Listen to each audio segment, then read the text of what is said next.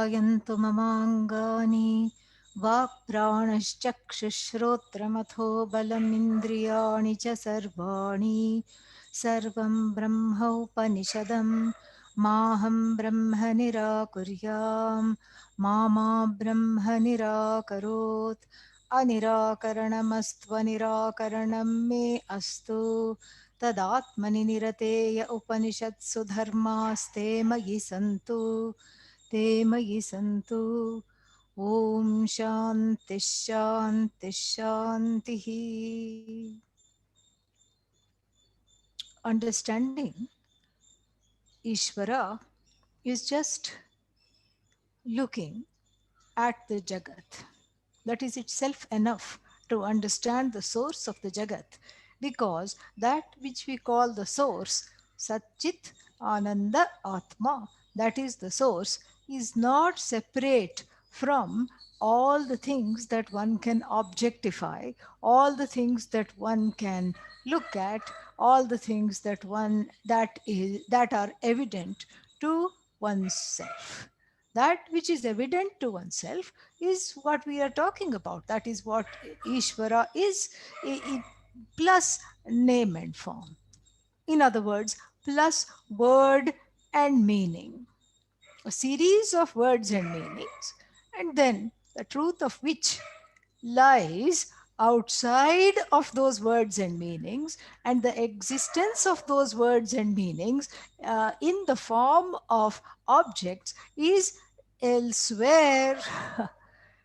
And elsewhere means how? We have seen this.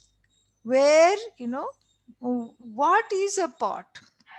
And this is something which is a very interesting kind of gives a little mental massage if we follow this logic. What is pot? So as a working definition, we can say that which has potness is a pot. So then the very intriguing question comes up: where is this potness located? Is it A, inside the pot, or is it B, outside the pot, i.e. in clay? This is very interesting. So where is potness? We cannot say potness is in the pot. Why? Because our definition, listen to it again, that which has potness is pot. So what is that? That is what is called tat in the Shastra. Tat of the Tattvamasi, that which is Brahman, that which is Sat, has that superimposed, as it were, a projected attribute of potness, goldness, clayness. So why can't potness be located in clay? Because the definition of clay is that which has clayness. So really, this is all just what should I say? Word art. And why is this word art possible? Because the relationship of Sat, Ishvara, Bhagavan, along with all the other things that have come out of Sat, there is a very funny kind of relationship which we will be talking about, because it's not a relationship of equals or the same order of reality. But this is understood when we understand all the orders of reality as coming from the source Ishvara. And I had said, we had left it off yesterday, saying that there was one or two more orders of reality that I wanted to look at a little deeply, because it is extremely pertinent for oneself, for us to grow, to assimilate this knowledge. And so a very important manifestation is the order of the mind. In other words, psychological order is a manifestation, a crucial manifestation of Bhagavan that one can miss. Very important.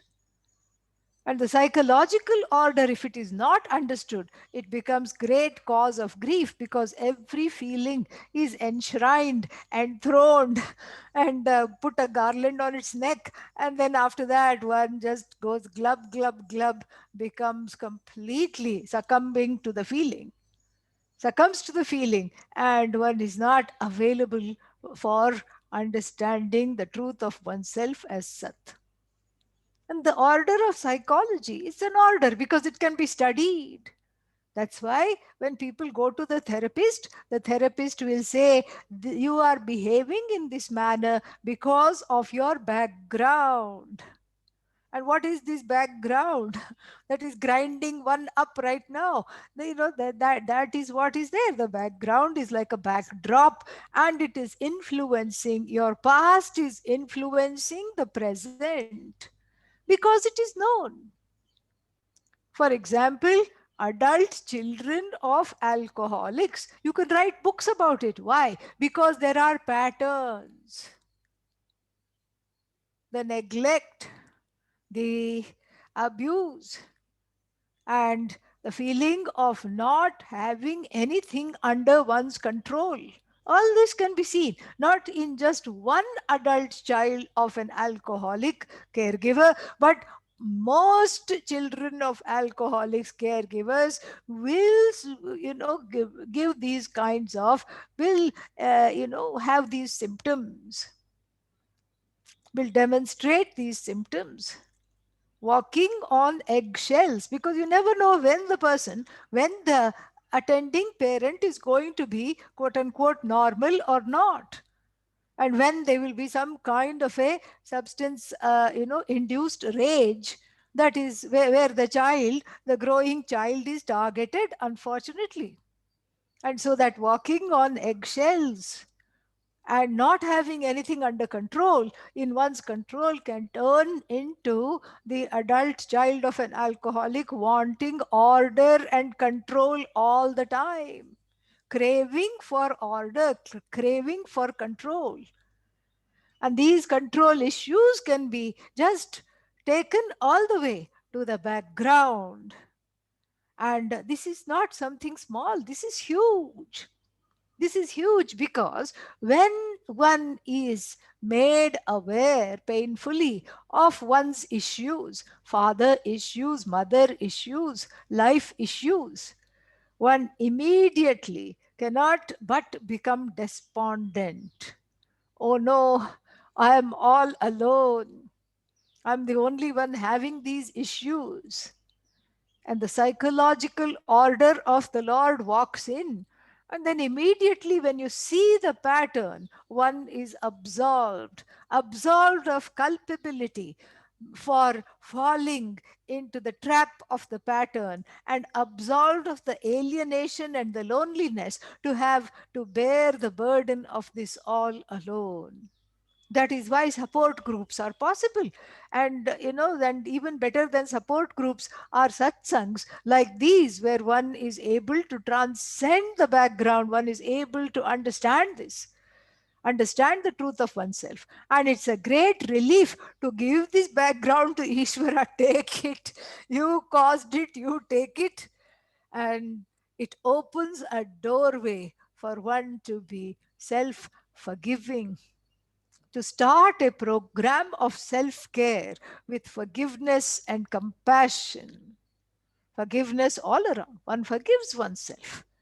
And then one becomes qualified to understand the Upanishads and statements, very strange statements like Matradevo Bhava, Pitradevo Bhava. This is something which is very interesting. Mata Devaha Yasya Saha Matradevaha. Pita Devo Yasya Saha Pitrudevaha. It's not like, see the mother as God. No, that's not what it means. Be the one, this statement says, be the one unto whom mother is nothing but a manifestation of Bhagavan. Be the one, may you be the one unto whom the father is just a manifestation of the Lord.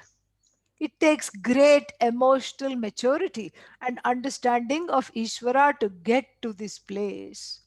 To get to this place is not an ordinary thing, because there are so many things in between. How can I look upon this mother and this father? These people who are supposed to be primary caregivers ended up being primary caregivers. And how can I look upon them as manifestations of the Lord? It is only possible with coming to a certain peace with one's parentage.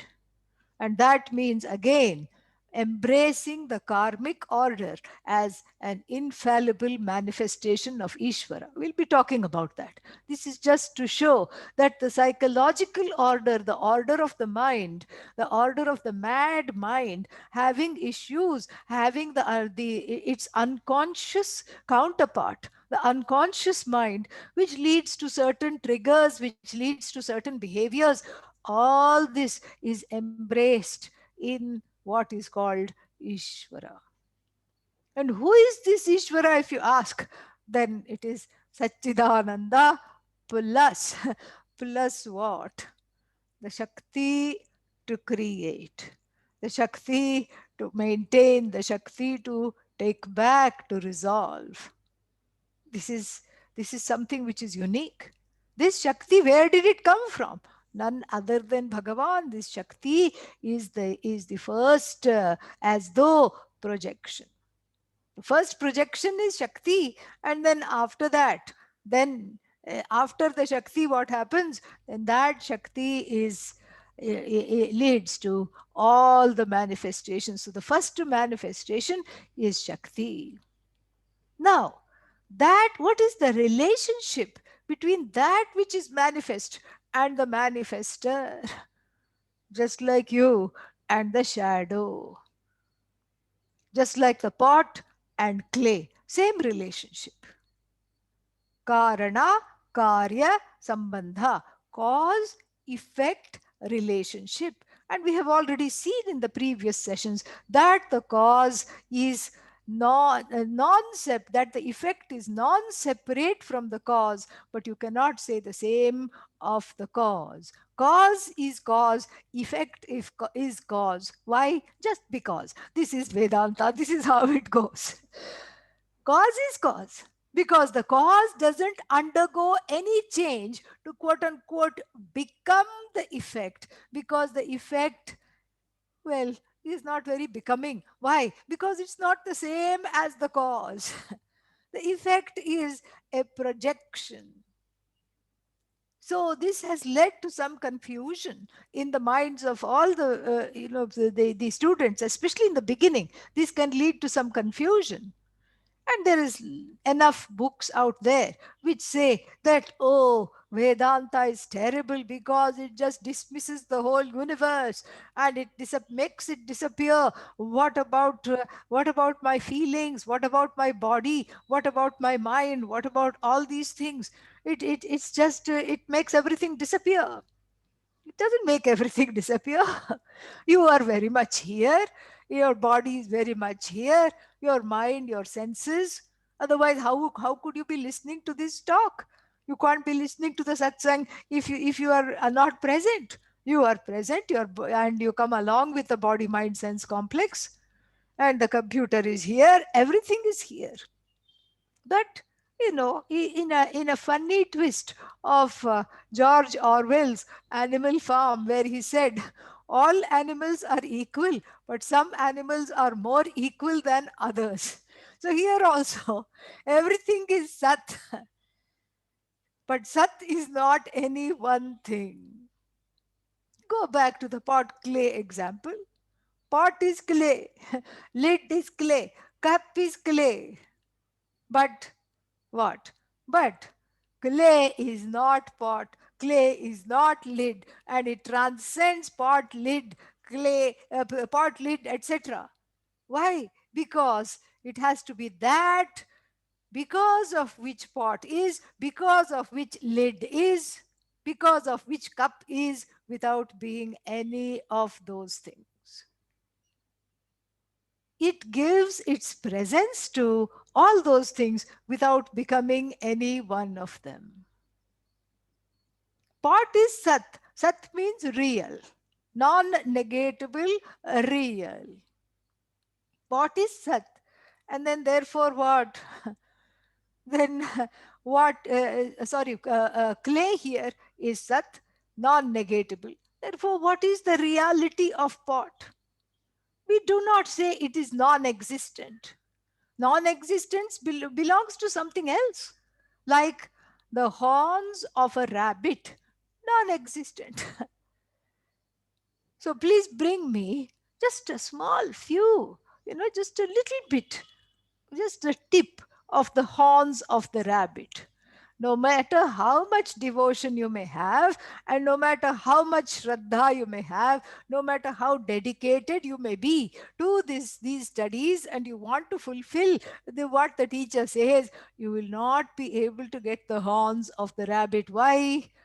Tuchhatvat. Tuchha means because of non-existence. Non-existent. There is, there is no existence. The existence is not there. No such thing exists. No such thing exists. And to illustrate this non-existence, Adi Shankara, waxes eloquent on this by giving a very interesting example.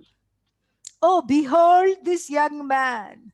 Oh, who is he? He is the one. Mrigatrishnambhasi snataha. He has just come out of a wonderful bath. Oh, but where did he bathe? In the mirage waters of a mirage oasis. He bathed in the mirage waters, and he is coming, and his hair is adorned with a wonderful flower with great fragrance. Where is it? Which flower? Is it jasmine? Is it hibiscus? Is it rose? No, no, no. It's a heavenly flower that grows in heaven. How did he pick it and put it in his hair? Don't ask all those questions. Here he comes. Here he comes. And then, who is this? What is this person's parentage? Who is his mom? His mother is one who cannot have any children. So, I mean, not by IVF, not by surrogacy, nothing. Because we have to add all these things with the medical, what should I say, uh, you know, mm, uh, progress. And so, here is this fellow who comes. Esho yati, Esha yati, Esha yati, Esha yati, Vandhyaputraha. And then they, and then so here is the person whose mother is unable by any means possible to have children. Oh, are you done? No, no, no. One more small thing I would like to add about this young man. One small detail. What? Shashashringa Dhanurdharaha. He is carrying on his shoulders a bow, very well, a unique custom made bow, handcrafted bow made of the horns of the rabbit. So you can see this is a string of non existent things. And if pot, lid, and cup were all non existent, then we would not be having this conversation at all. Because that which is non existent cannot cause problems.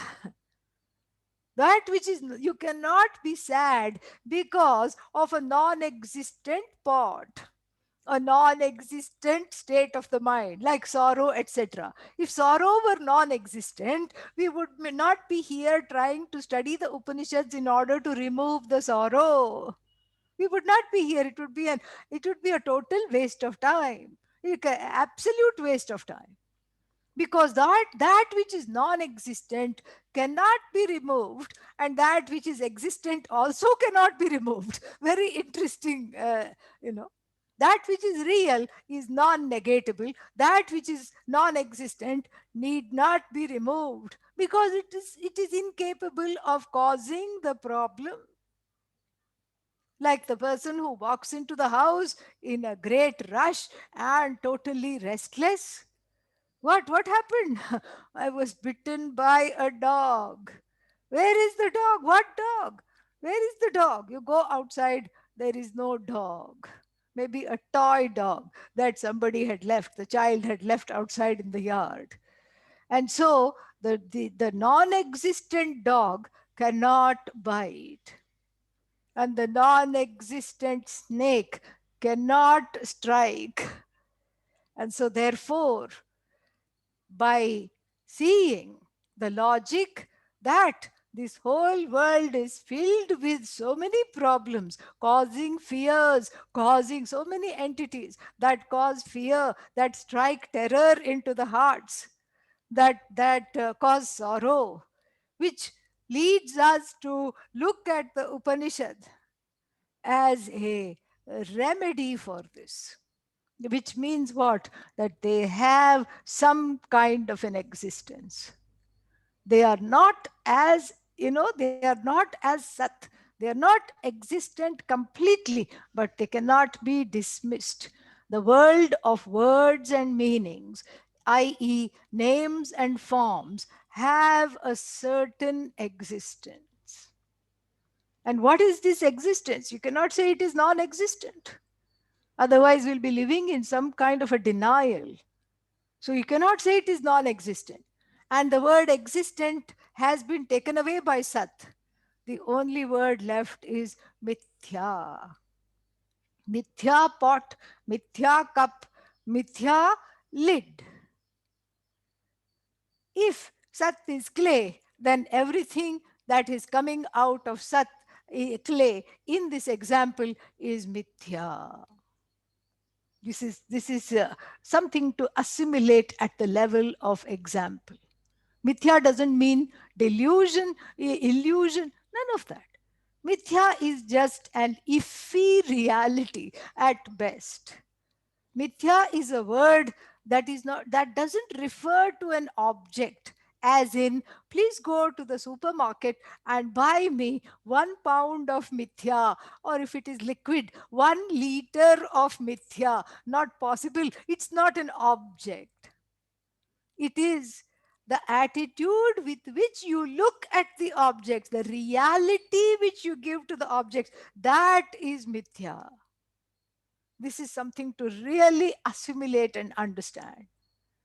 Because mithya is not an object by itself. It is an attribute to the objects that have come from Sat, and they enjoy the status of Karya, or so-called effect.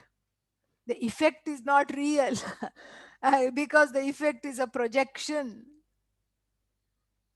And we'll be seeing that even the causality is a status. Even that is not real.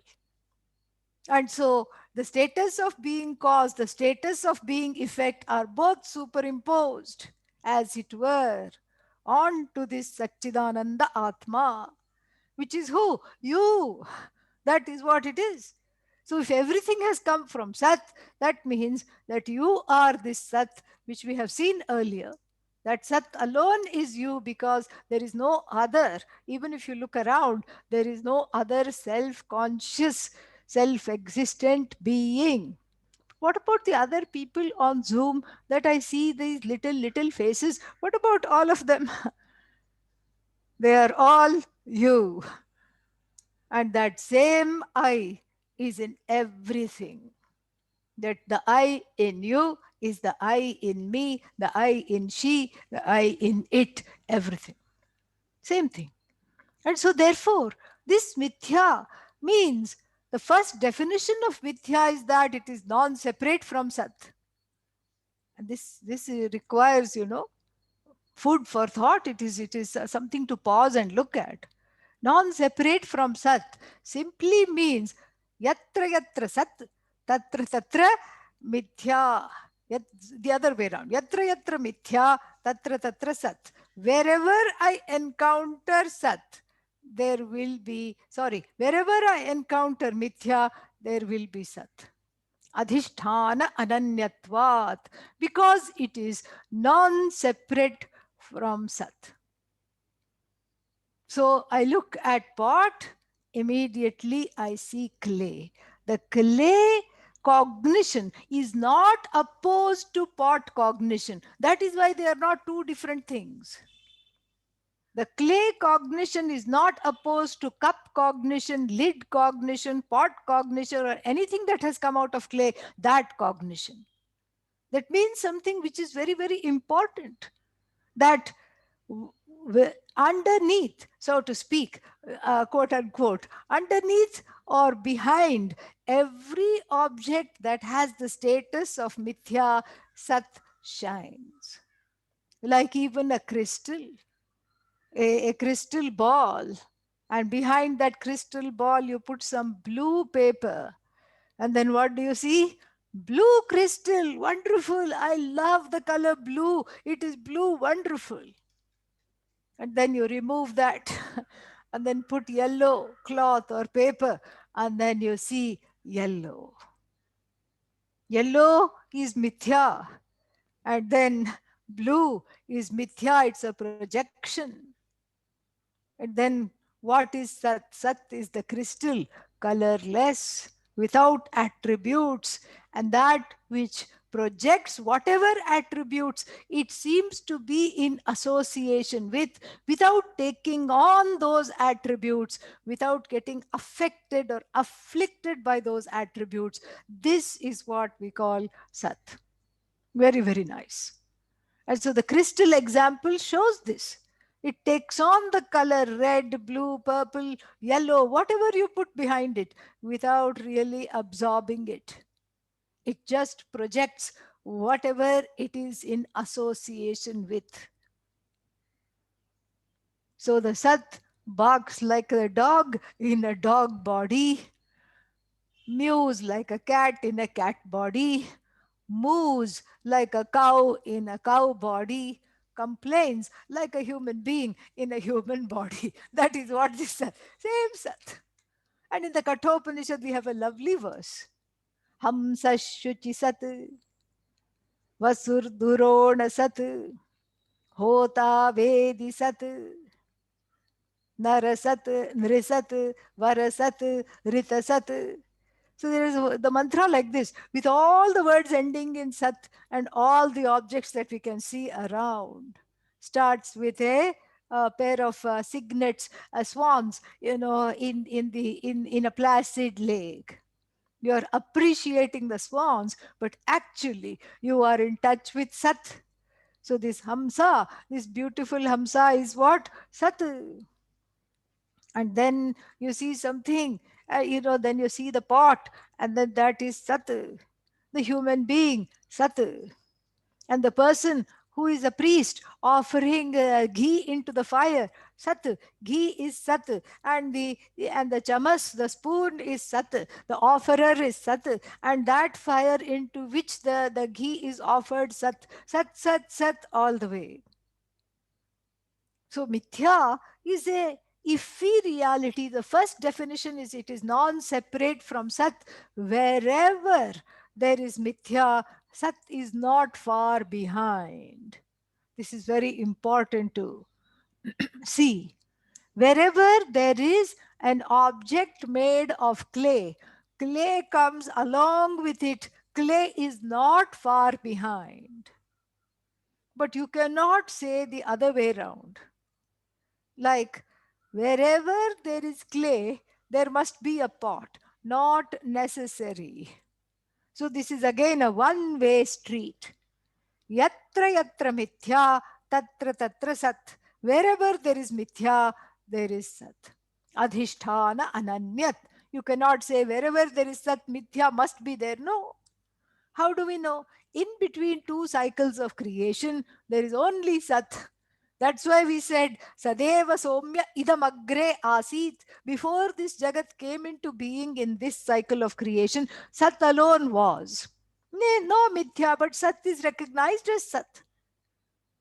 And so that's why mithya is Sat, Sat is not mithya.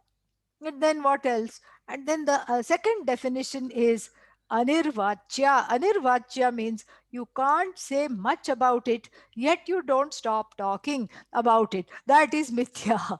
Because you can't say much about it, you keep talking about it, keep talking about it, keep talking about it, and keep engendering More words, more meanings, more words, yet more meanings, yet more words, even more meanings. Because you cannot say anything categorically true about it because its source lies elsewhere. Mithya is something, according to the second definition of mithya, that which cannot be dismissed, that which cannot be affirmed. What kind of a funny reality is it? That's what it is. Cannot be affirmed, cannot be denied categorically. That's why it is mithya.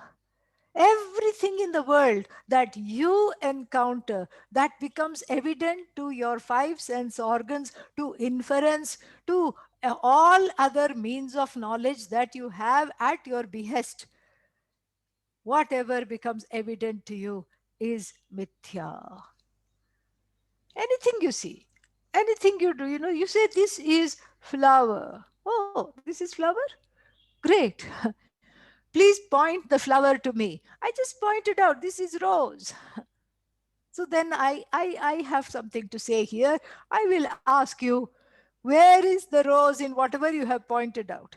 Is it here? And I show you the petal. No, no, no, that's not rose. That is rose petal. That is petal. Okay, very nice. And then inside there is some yellow stuff. No, no, no, that is pollen. And from where that pollen comes is called stamen. And then, oh, so the rose, whatever is on top is not the rose. Maybe it is here. If this is the rose, maybe it is here. No, no, no, that's the hip of the rose. Rose also has hips, not just you. Okay. The only difference is that the human being needs hip replacement surgery and the rose doesn't. That's the only difference. So the hip. Why does the rose have hip? Because it wants to be hip. Okay, so that's why. And then, so here is the rose with a hip.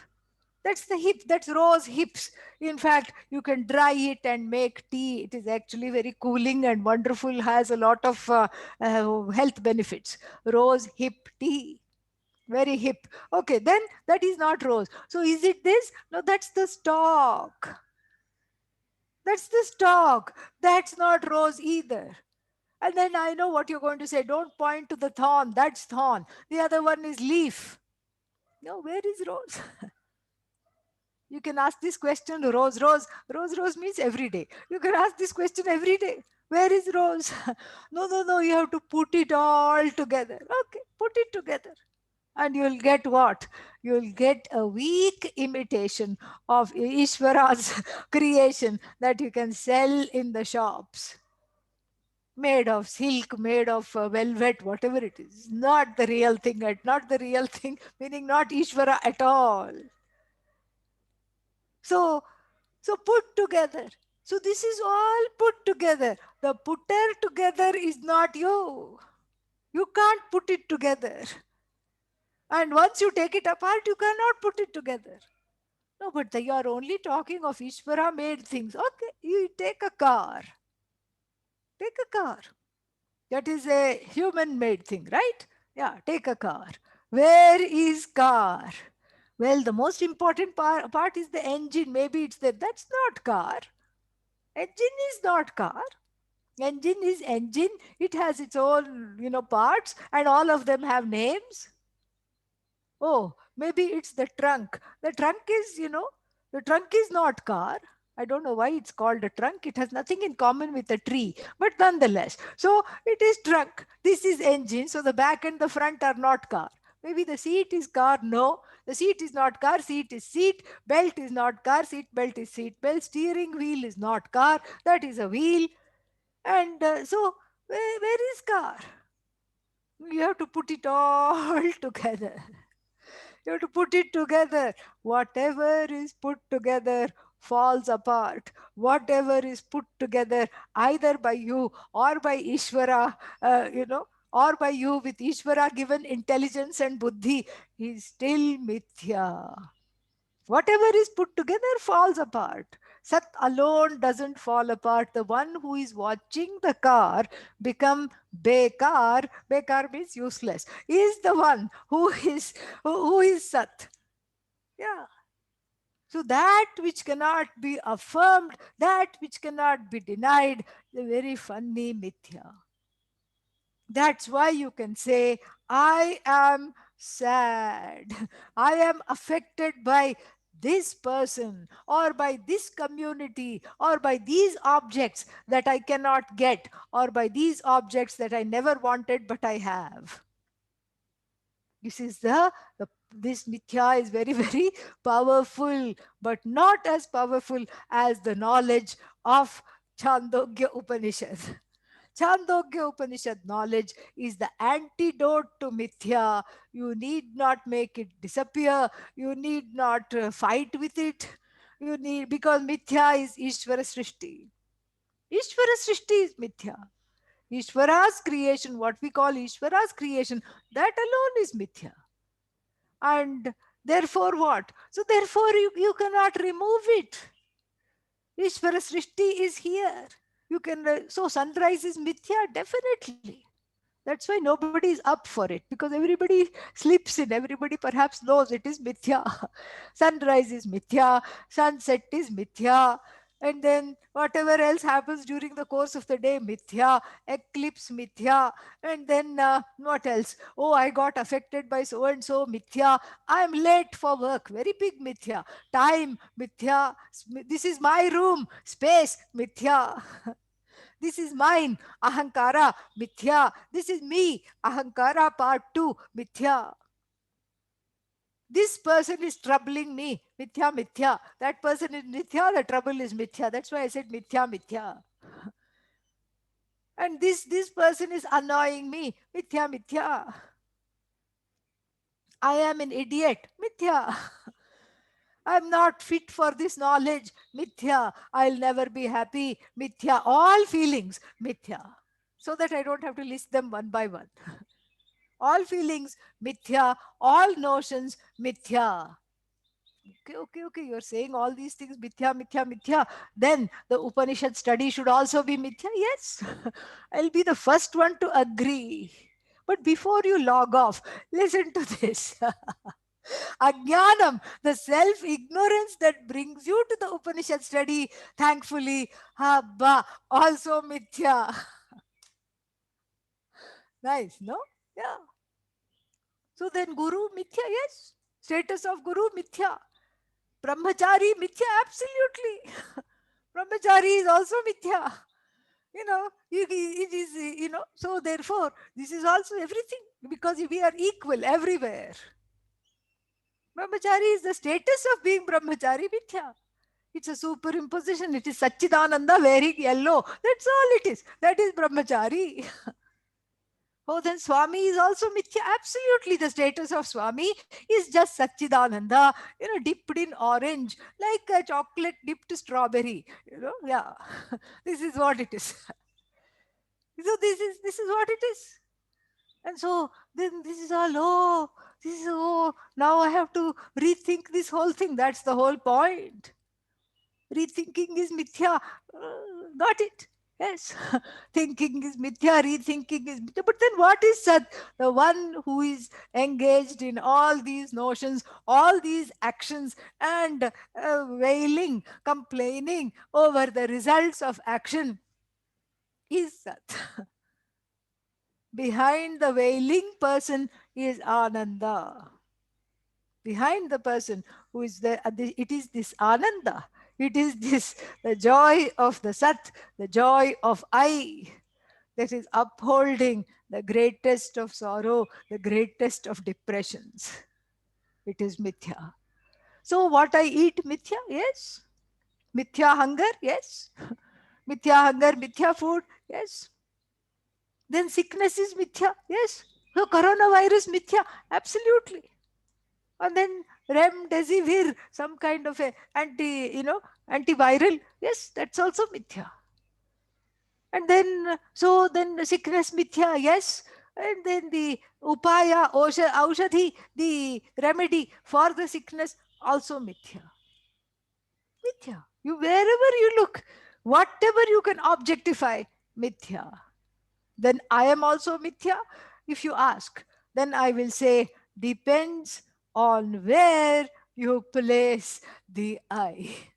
If the I is placed in the body mind sense complex, yes, definitely it is mithya. If the I is identified with everything that one has, everything that one can objectify, yes, then we would say the I notion is mithya. I cannot be mithya. The I is sat, tat sat. That sat alone you are. Tat sat sa atma tvamasi. Shvetaketo tattvamasi. Okay, I have a question. So, the jiva ness, the individual with equipped with a body mind sense complex is mithya. Yes. So Bhagavan is also mithya. Well, that is something for the next talk. So we'll finish in tomorrow evening class. We'll conclude. So 2 more classes after this. ॐ पूर्णमदः पूर्णमिदं पूर्णात् पूर्णमुदच्यते पूर्णस्य पूर्णमादाय पूर्णमेवावशिष्यते ॐ शान्तिः शान्तिः शान्तिः हरिः ॐ श्रीगुरुभ्यो नमः हरिः ॐ. Thank you.